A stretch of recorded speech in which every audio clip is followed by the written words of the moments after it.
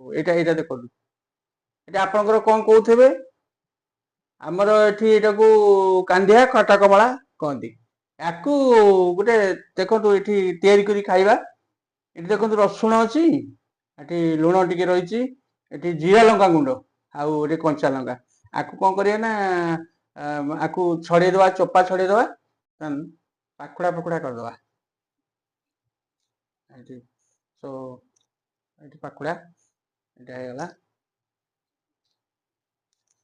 ସବୁ ପାଖୁଡା ହେଇଗଲା।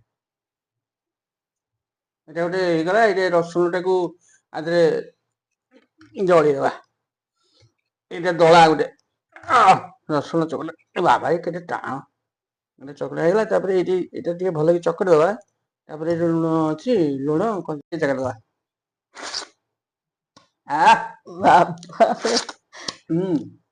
ହାପୁଡା ଜୋର ହଉଛି।